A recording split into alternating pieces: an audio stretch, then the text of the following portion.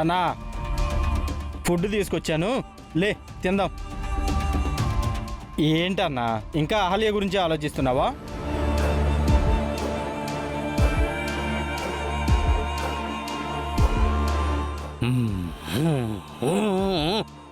ఆహా, ఇప్పటికీ ఎప్పటికీ అహల్య గురించి ఆలోచిస్తుంటావా?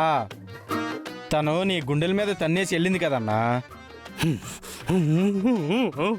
ఏంటి, తను వెళ్ళిపోయినా తనే నీ ప్రాణం, తనే నీ సర్వస్వమా? నువ్వు సూపర్ అన్నా. నిన్ను చూస్తుంటే నాకు చాలా గర్వంగా ఉందన్నా. అహల్య నిన్ను కాదని వేరొకడిని ప్రేమించి ఇంకొకడిని పెళ్లి చేసుకొని ఒక బిడ్డకి తల్లి కూడా అయింది. అయినా నువ్వు తననే ప్రేమిస్తున్నావు. నీలాంటి వీర ఘోర ప్రేమికుడిని నేనెక్కడా చూడలేదన్నా.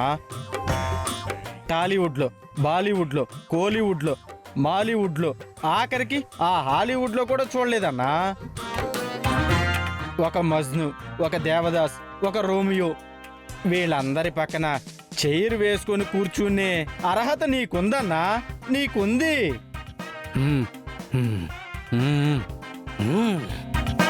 ఏంటన్నా, అహల్య మీద నీకున్నది ప్రేమ కాదా, పగనా?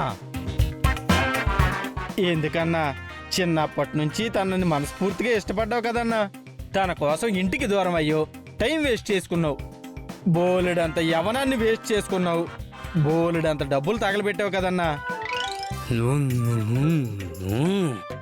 ఓహో, అందుకేనా నువ్వు అహల్య మీద పగ పట్టేశావా? ఓహో, ఏ రోజుకైనా అహల్య మీద పగ ప్రతీకారం తీర్చుకుంటావా? ఏంటన్నా నువ్వేదో గొప్ప ప్రేమికుడు అనుకున్నాను, అహల్యని ఆరాధిస్తున్నావు అనుకున్నాను. కానీ నువ్వు వెంటబడింది తనని వేధించడానికా, తన జీవితాన్ని నాశనం చేయడానికా? నువ్వెంత శాడిస్ట్ అనుకోలేదన్నా. అందుకే అనవసరంగా నిన్ను పొగిడాను.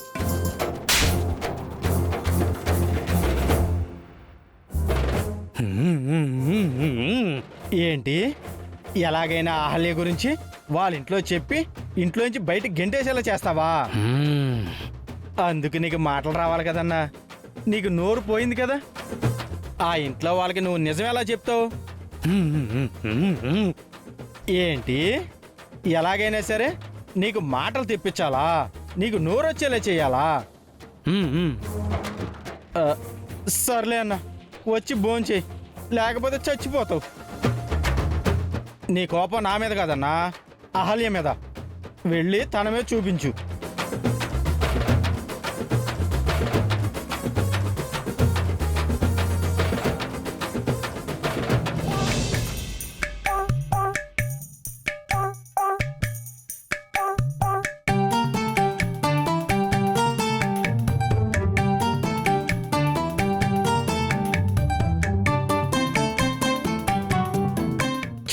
ఇంత వికారంగా తింటున్నాడేంటి?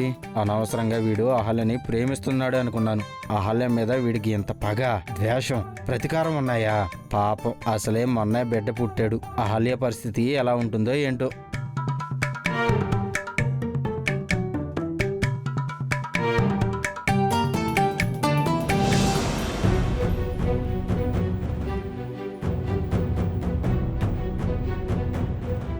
బిడ్డ పుట్టగానే నీకు ఈ ఇంటికి, గౌతమ్ గాడికి పుట్టిన బిడ్డకు ఏ సంబంధం లేదు అని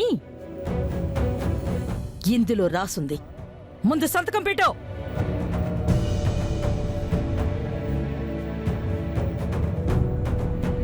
నన్ను క్షమించు నాన్న. నేను నీకు తొందరలో దూరం అవుతాను. ఈ అమ్మ మళ్ళీ నీకు కనిపించదు. నా కోసం నువ్వు వెతుకుతావేమో, ఏడుస్తావేమో. నేను కనిపించక నువ్వు, నీకు దూరమై నేను ఏడ్చినా ఉపయోగం లేదు నాన్న.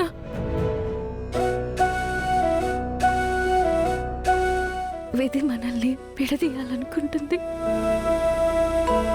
ఆ విధిని ఎదిరించడం మన చేతిలో లేదు.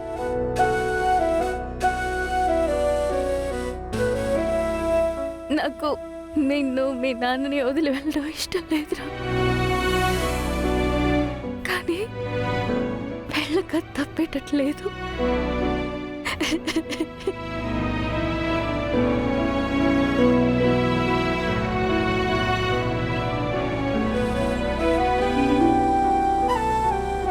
అహల్య గారు,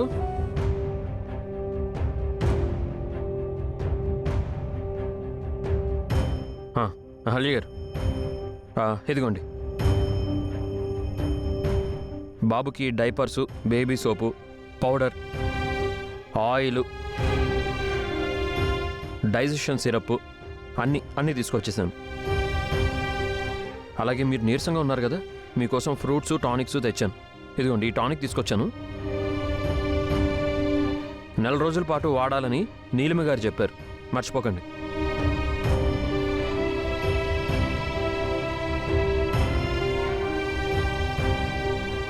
ఓ, అప్పుడే నిద్రపోయాడా?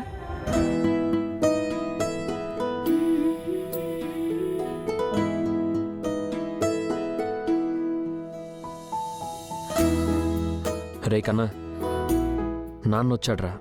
లే లే లే లే లే. నాన్న కోసం వెయిట్ చేసి నిద్రపోయావా? సారీరా. నీకు అమ్మకి కావాల్సినవన్నీ తీసుకొచ్చేసరికి లేట్ అయిపోయింది.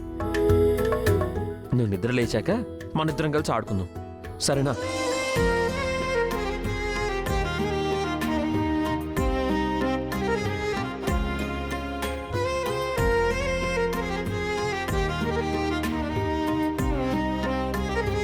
ఏమండి, మీరు బాబు గురించి ఏం వర్రీ అవ్వకండి. వాడికి ఎప్పుడు ఏం కావాలో అన్నీ నేను దగ్గరుండి చూసుకుంటాను. మీరు మీ హెల్త్ మీద కాన్సన్ట్రేట్ చేయండి. నేను తెచ్చిన టానిక్స్ టైం టు టైం వేసుకోండి. అప్పుడే మీకు బలం వస్తుంది, నీరసం తగ్గుతుంది. ఏంటండి అలా చూస్తున్నారు?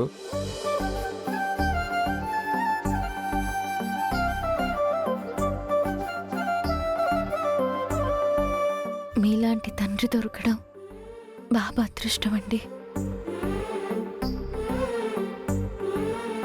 మీరు బాబుని చాలా ప్రేమగా చూసుకుంటున్నారు. భలే వారండి. ప్రతి తండ్రి తన బిడ్డని ఇలాగే చూసుకుంటాడు. ఇందులో నా ప్రత్యేకత ఏముంది?